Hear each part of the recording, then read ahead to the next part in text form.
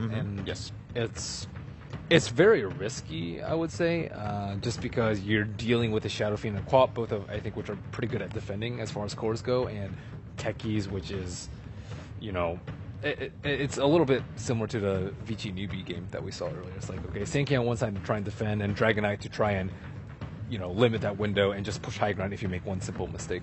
It's a bad lane matchup too for Shiki. Yeah, playing it against really Quap or is. Shadow Fiend, who should both on paper beat Dragon Knight, but Shiki did really well in a match earlier this tournament in a Dragon Knight versus Quap matchup. I think it was. He actually surprised me a lot there. So maybe he's just very comfortable with the matchup. We'll see. Yeah, and Sand King rounding things out for EG. Dakota, how do you feel about this matchup this time around? Definitely has a few changes. I'm very intrigued about this, like, a la carte techies without the Tusk and how they're going to try to find a way to utilize. He normally gets a lot out of that first Snowball Suicide to give him the boost into the quick Soul Ring. If he's paired up into a lane that's going to be very aggressive with this Undying, I don't know. I'm curious. And I'm also very curious to see how C-Deck deal with the techies. Like, this time it's not going to happen. Are we going to get out to the lanes fast, scout things out? This is going to be interesting. Yeah, it's definitely going to be a bit of a challenge for C-Deck. We'll see how they've prepared in Game 2, trying to secure that first-place seed against EG. All right, welcome everybody in from the mainstream. We had a short little pause. We were having actually an interesting conversation, Blitz and I, about Evil Geniuses, and I mentioned that EG, I feel like one of their strongest aspects when it comes to them as a team is their initiation, and that kind of makes sense, seeing as they always, Sumail Storm Spirit is kind of one of the most signature heroes, and Storm is one of the best initiators out there, but I feel like that's what Evil Geniuses, despite the fact that C-Deck do have all this great five-man team fight, EG will always get the jump. Yeah, it's such a big part of their strategy of being able to start the fights and then look at the landscape and figure things out. Like I feel like that's pretty much what EG do. They get into a fight and then they can back each other up. They get to kind of make their own plans within the fight and say, we have to do this, this, and this to win the fight. And you can see that in the way they re-engage and disengage. And, they make that first poke and then exploit the openings from there. Yeah, and it always seems like, Sumail or Fear lived with 10 HP because X player backed them up, and that was such a good team fight. Like, we see that happen so frequently. But speaking of Sumail, for me personally, player of the tournament, like the amount of games that he single-handedly won his team, like, I've counted about 4 or 5 games where he just destroys the enemy mid laner. And at this level of competition, for him to be able to solo kill people, like, consistently, is just kind of absurd. It is pretty insane how that, like, we really can't keep our eyes off of Sumail in this middle lane. Like, he's going up against a Dragonite Disruptor, and yet there's still, like, a 50% chance that he's going to walk away with the first blood. There is a small 50% chance? Are you really, Kev? We're going with 50%. He either gets the kill or he doesn't. I don't think that's how it works, but percentages. Hey. All right. So, but my main career. Oh, PPD. That was close. He was just like half a foot away from being able to get that next one. I guess my main thing though is a mid player. If you're able to solo kill the enemy's mid, it means so much for the rest of your team. It bolsters your confidence. It allows you to be the most farmed hero in the game. It just does. As a result of that, and we saw that in the last game alone, so they have to be careful. And Universe at top is actually just getting into a man fight, and Aggressive can't really fight him because he's opted to go for the flat cannon first, and now with PPD up here, he's actually doing so well in this lane right now. I kind of forget about Caustic Finale and the change that occurred, but boy, that ability's so strong in 1 versus 1 scenarios, or maybe just like 2 versus 2. You know what it was? I was playing in Dirt Mall. And it came down to between me and Nigma, and we had to play 1 versus 1 mids, and Slax just chose the heroes kind of at random. And I had to play a Sand King versus Sand King matchup. Man, that was the Caustic Finale. Really relevant to this. It was super the Dirt Mall Finals. TI5. I can totally see why you brought that up. Sometimes Wagga or I may bring up our 7K games, but that was really that was the example that really helped me understand this matchup. Thank you, anyway, capitalists. the point is that Sand King, no matter how relevant he may be in the meta, we don't really talk about Caustic Finale at all. All right, and it requires a sort of stupid like 1 versus 1 mid for you to actually go back and go, well, Caustic Finale, that's an ability, right? Yeah. I'm just pulling. I know, you're just razzing me. Yeah, I'm just trying to get you frustrated. He's trying to figure out if I'm Mafia right now. When Cap gets frustrated, he just gets progressively angrier. So, all right. So this bottom lane, though, Undying plus Tusk is so strong. Like, it's really difficult to play against, but because AUI's here, they have no idea where the mines are. And I just feel like CDEC are just so afraid of him. Like, last game, we saw that alone. They had 2 BKBs, a Roshan advantage. They had the Aegis, and they still weren't willing to push. Ooh, cute. Last couple of right clicks, they need another. Universe is now going to have to turn onto aggressive. They've got Sand King and Dazzle. That seems to be just enough sustain for them to be able to survive through those rocket barrages. This dual lane is doing, and dual lanes on both sides are doing incredibly well, I would say, for EG, despite their unique flavor. Techies Queen of Pain dual lane is really weird, to say the least. Part of the reason why you pick the Gyrocopter is that he can be self-sufficient. So you can pick greedy supports with him. Is how you should look at it. And Disruptor is kind of a greedy support. It is one of the better ones at zoning.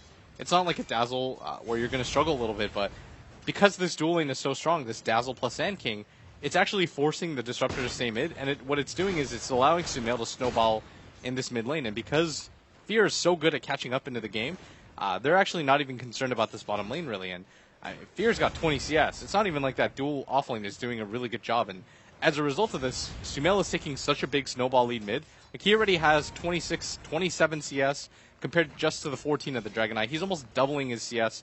He has complete rune control right now, and this is what I'm talking about. When you play with a player like this that almost consistently wins his lane and allows you to snowball off of this, it means you don't have to worry about his lane, and the other team is just constantly trying to figure out a way to beat him. Yeah, I could see Wepis is keeping a firm camera on Sumail just because you never know if he's going to be able to secure that first blood. And he's getting to the point where those level 3 raids are pretty dangerous. But it's bottom lane that looks like we're going to have our kill. There it is. Suicide finally comes out. AUI secures the first blood. Dangerous situation. The Undying versus Techies is just frustrating through and through. Just because Techies offers such a significant team fight advantage early on, but it's the mines versus that one. The snowball, it didn't catch him. Sumail was just so far back.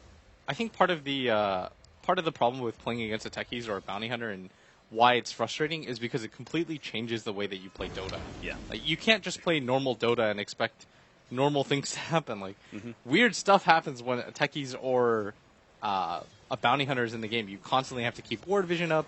You're afraid to take fights because you don't really know.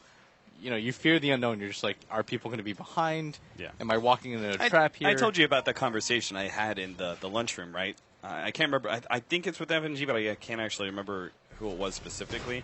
But it was like, why is Bounty Hunter picked up? You look at all the other heroes that are picked up in the first 1-2. They're all just genuinely strong heroes throughout all parts of the game. Gyrocopters, Queen of Pains, Lenas, these kind of heroes, just always strong, right?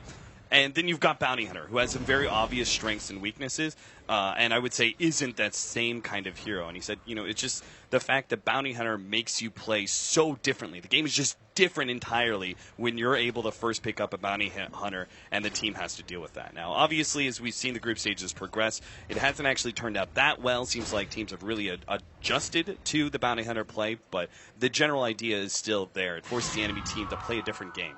There's no adjusting to a Techies. Like, there's no real way that you're just going to completely ignore it. In the before the draft, I said you just have to act like Techies isn't a hero in the game. Like, if you die to mines, it's whatever. Dota bugged out. Like, Valve should patch that. My hero just disappeared. Like, you can't get frustrated. You can't allow it to overly impact your game plan. You just have to continue to play solid, smart Dota and not just let it be like, oh, if we push here even with the gem, are we running into mines right now? And I feel like that's what happened to CDEC. You just have to play cautious and just pretend like he's not some sort of all-omnipotent god that has mines everywhere, and if you just make a move, you're all going to blow up. Like, you have to respect it a little bit less than that. Universe get a lot of farm here at this lane. 19 and 2 as a kind of dual off laner. You've got 10 CS on the Dazzle as well, so the combined CS is actually quite nice. Middle lane seems to be going very well for Sumail, to say the least. 57 and 15. Of course, he's got Radiant Sight, so he's able to grab extra CS out of the neutrals. Shiki sitting at a 33 and 2. Obviously, never going to stay anywhere near the SF and farm unless they get into a mid-game spin where they start really countering him. a lot of the time now. Universe still has his Burrow Strike to be able to get away. They also have the Shallow Grave. Gonna glimpse him back, and the Burrow Strike comes out in order to get out of that one. Now Fear makes the quick response, a TP in, and an ultimate to lay out the Disruptor. Many of the other heroes were dropped quite low, but still, it's fighting around and undying. They don't get greedy. They just take the one pick off that they got, helped Universe survive, and we'll call it a day. Yeah, and you force the Dragon Knight to rotate at the same time as the Undying, and the Disruptor dies for that, and you don't lose a single hero. You're going to be incredibly satisfied if you're EG, and they know for a fact that he doesn't have the Tombstone. They're going to fight this. Yeah, this is a little awkward here. Shiki actually runs to Sumail, Dragon Tails him up, and runs right past him with that extra movement speed. I don't think they're going to be able to get anything as a result of this, but it's going to force C-Deck out of the lane. It's going to make it easier for them to push down this mid tower, and C-Deck is just playing reactionary Dota. As Fear's going to pick up a Haste Rune. Incredibly happy to see this, and he might even bother just swinging back mid, but he notices that at bottom this is a free lane.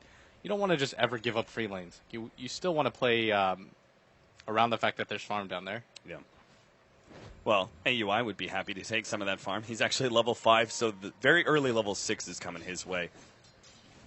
They certainly know how to give AUI space, man. Always the greedy force so valuable on him. AUI trying to run down this Tusk. Couldn't quite get in range, though.